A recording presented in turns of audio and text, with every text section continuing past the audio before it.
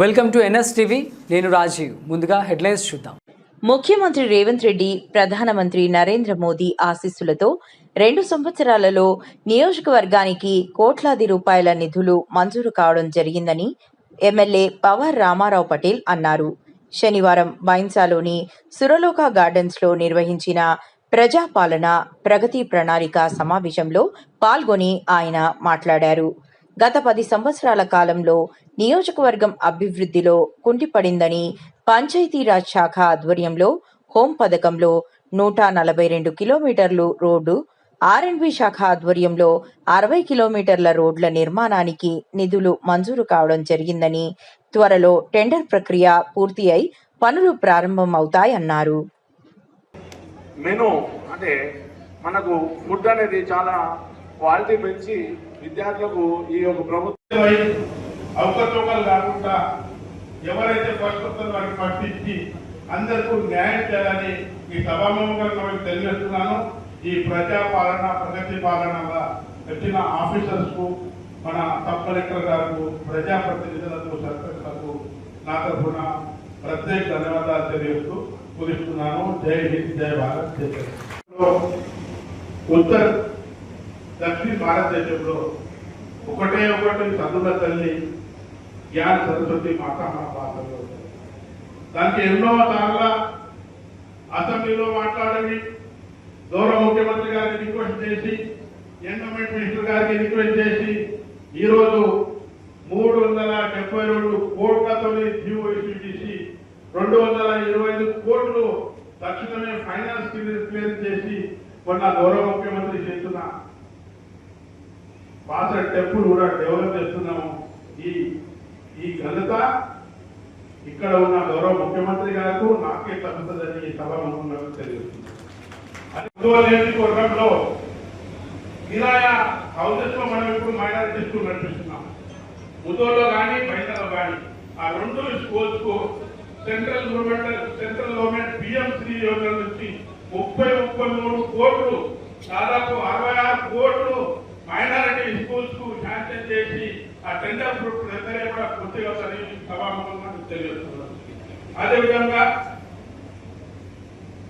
Junior కాలేజీలకు, Vizag junior college అనుకోండి, Utturu junior college అనుకోండి, 25 కోట్లతో జూనియర్ కాలేజ్ బిల్డింగ్ కూడా ఇలా శాంక్షన్ అయింది. అది కూడా టెండర్ ప్రక్రియ పూర్తిగా అవుతుంది. అదేవిధంగా మన కానూరులో జూనియర్ కాలేజ్ బిల్డింగ్ లేదు, కుంటాలలో జూనియర్ కాలేజ్ బిల్డింగ్ లేదు.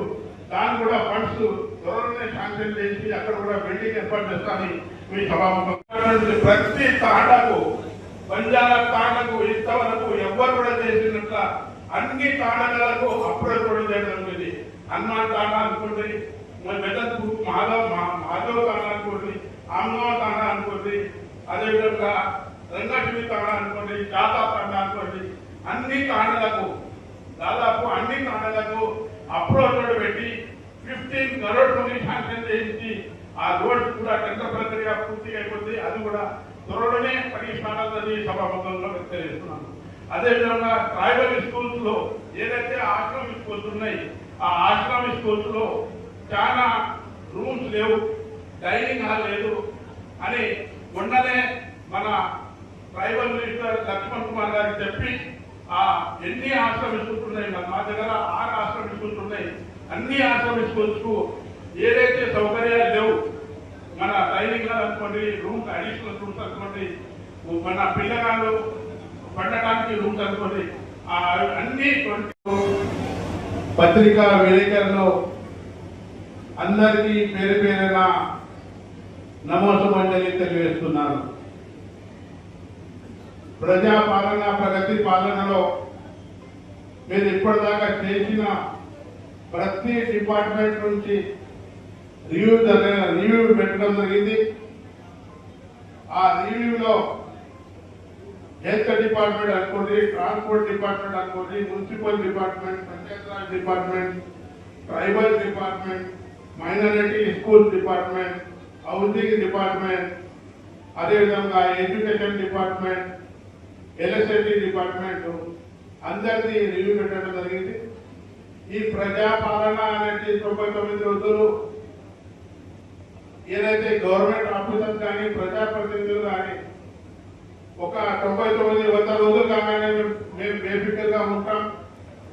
మళ్ళా గవర్నమెంట్ ఉద్యోగులు 61 సంవత్సరాల వరకు, ప్రజాప్రతినిధులు 5 సంవత్సరాల వరకు మాకు ఏం పని ఉన్నది, అది తప్పు.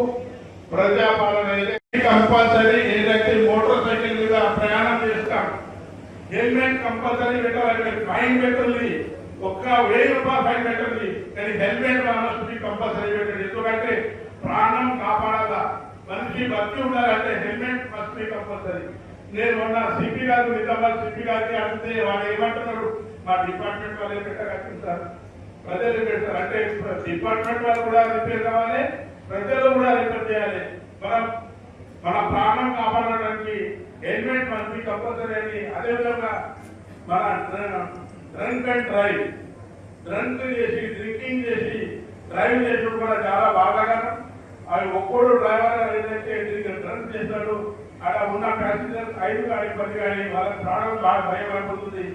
దాన్ని కూడా నియంత్రణ ప్రక్రియ 99 రోజులు కాక సంవత్సరం వరకు కూడా 365 డేస్ మీద చర్య తీసుకుంటూ పెనాల్టీ ఏంటి, మంచి మన శిక్షణ శిబిరాలు పెట్టండి, డ్రింక్ చేయగానే చెప్పండి, అటువంటిలకు ఖచ్చితంగా శిక్ష పాటించాలని ఈ సభాముఖంగా మీకు తెలియజేస్తున్నాను. మున్సిపల్ డిపార్ట్మెంట్ చాలా ఇప్పుడు ప్రతి దగ్గర, ప్రతి గుడిసెలలో, ప్రతి రోడ్డు మీద ఇలా గాంజా అమ్ముతున్నారు. చిన్న పిల్లగాళ్ళు ఆ గాంజా అలవాటు పోయి పిల్లగాళ్ళు పాడైపోతారు.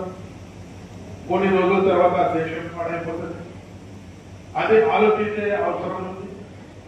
ఒకటి ఎక్సైజ్ డిపార్ట్మెంట్, పోలీస్ డిపార్ట్మెంట్ కాక ప్రతి డిపార్ట్మెంట్ వాళ్ళు, ప్రతి ప్రజాప్రతినిధులు, సర్పంచులు, పంచాయతీ అందరూ ఎక్కడైనా డ్రగ్స్ అలవాటు పడితే, ఎక్కడైనా డ్రగ్స్ అమ్మితే ఖచ్చితంగా దాని మీద చర్య తీసుకోవాలా, ఆ డ్రగ్స్ నిర్మూలన చేయాలని మీకు నా తరఫున రిక్వెస్ట్ చేస్తున్నాను, కమాండ్ చేయగలుగుతున్నాను.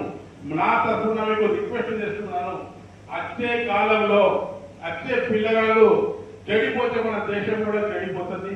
దానికోసమే దయచేసి డ్రగ్స్ మీద కంపల్సరీ మీరు చర్య తీసుకోవాలా.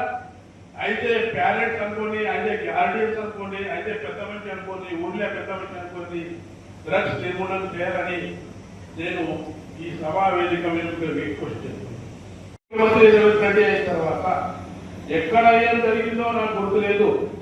నా నియోజకవర్గంలో గత 10 సంవత్సరాలు 15 సంవత్సరాల నుంచి జరగని పనులు ఈరోజు మా గౌరవ ముఖ్యమంత్రి గారి ఆశీర్వాదంతో, ప్రధానమంత్రి ఆశీర్వాదంతో ఈరోజు ఎన్నో కోట్ల పని ఇలా శాంక్షన్ చేపించి పని స్టార్ట్ అవుతుంది. ఈరోజు హాస్పిటల్లో ఏం చూస్తారు, ఇలా ఏది హాస్పిటల్ చూడండి, గత 2 సంవత్సరాల కింద ఎట్లా ఉండే, ఈ రోజు ఎట్లా ఉంది. ఇలా 22 డాక్టర్స్ ఇక్కడ అపాయింట్మెంట్ ఉండి హాస్పిటల్లో ప్రతి 1900 నుంచి 1000 ఓపీడీ పేషెంట్ చూస్తున్నారు.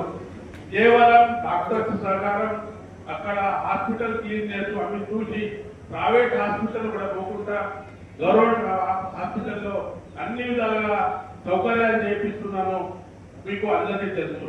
అదేవిధంగా మన బాసరలో 30 బెడ్ల హాస్పిటల్, ఇక్కడ వైశాలో మెటర్నిటీ హాస్పిటల్, కుబేర్లో 30 బెడ్ల హాస్పిటల్, ఇవి రికమెండ్ చేశాను. కుబేర్ 30 బెడ్లు, ఇక్కడ మెటర్నిటీ హాస్పిటల్ కూడా శాంక్షన్ అవుతుంది.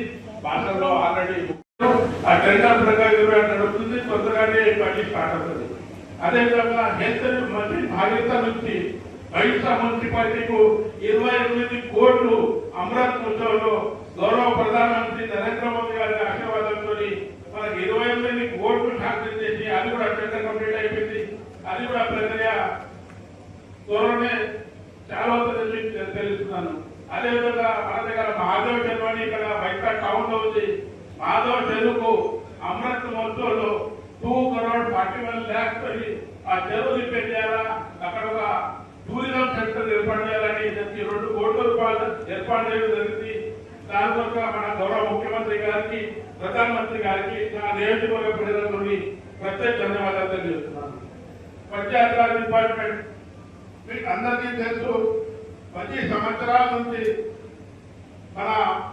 మా నియోజకవర్గంలో ఎటువంటి రోడ్స్ రిపేర్ కాలేదు.